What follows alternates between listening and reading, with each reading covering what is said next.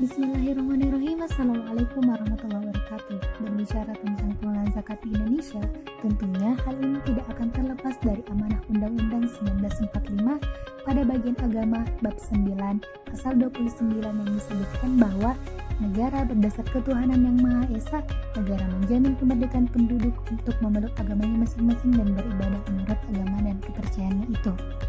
Selain itu, di pasal 34 juga ditegaskan bahwa fakir, miskin, dan anak-anak terlantar dipelihara oleh negara. Negara mengembangkan sistem jaminan sosial bagi seluruh rakyat dan memberdayakan masyarakat yang lemah dan tidak mampu sesuai dengan martabat kemanusiaan. Negara juga bertanggung jawab atas penyediaan fasilitas pelayanan kesehatan dan fasilitas umum yang layak.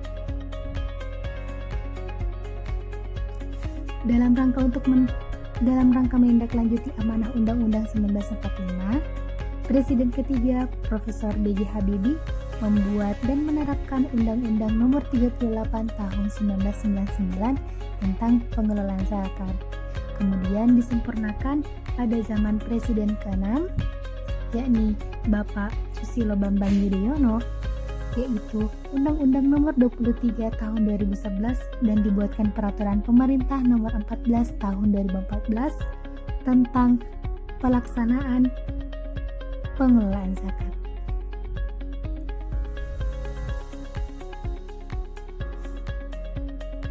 Makna dari kata pengelolaan zakat yang dimaksud adalah kegiatan perencanaan, pelaksanaan, pengordinasian dalam pengumpulan dan pendistribusian dan pendayagunaan zakat. Pengelolaan zakat juga harus berasaskan syariat Islam, amanah, kemanfaatan, keadilan, kepastian hukum, dan integrasi dan akuntabilitas.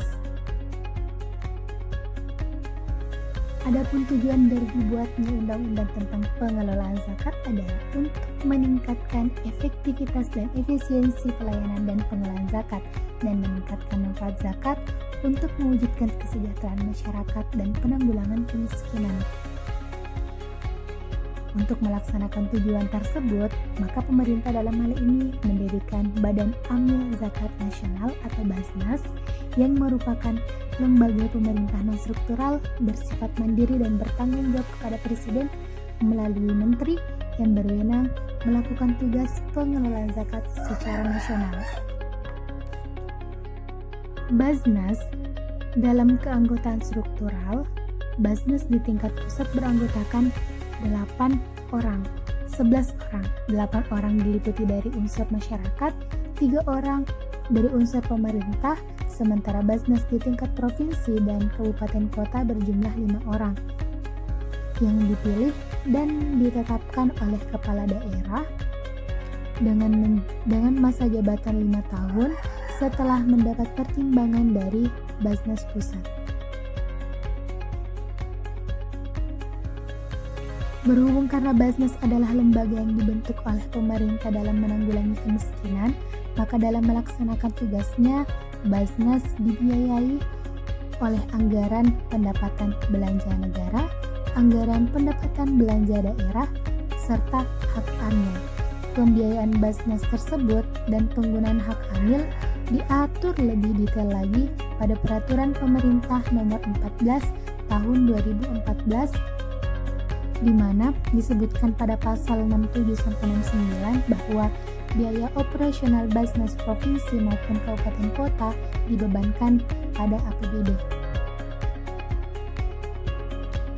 Untuk ruang lingkup kewenangan pengumpulan zakat oleh Basnas pada Badan Amil Zakat Nasional dilakukan melalui unit pengumpul zakat yang dibentuk meliputi lembaga negara, kementerian atau lembaga pemerintah non-kementerian, badan usaha milik negara ataupun daerah, perusahaan swasta ataupun nasional ataupun asing, perwakilan Republik Indonesia di luar negeri, masjid negara, masjid raya, masjid milik masyarakat, perguruan tinggi dan sekolah, madrasah, baik di tingkat kecamatan maupun tingkat kelurahan.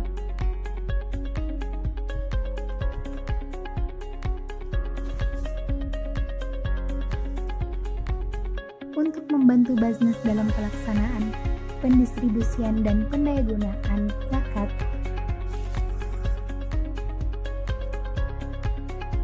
yang memiliki ruang lingkup yang sangat luas, maka masyarakat dapat membentuk lembaga amil zakat. Lembaga amil zakat ini harus mendapat izin dari menteri atau pejabat yang ditunjuk oleh menteri setelah memenuhi syarat tertentu. Hal ini dimaksud agar semuanya, baik itu Basnas maupun lembaga amil zakat, wajib memberikan laporan kepada pemerintah dan wajib diaudit baik secara keuangan oleh kantor akuntan pajak maupun audit syariah oleh Kementerian Agama. Terkait sistem pengelolaan zakat, zakat yang dikelola ada dua. Pertama adalah zakat fitrah, yakni beras atau gandum atau bahan pokok lainnya.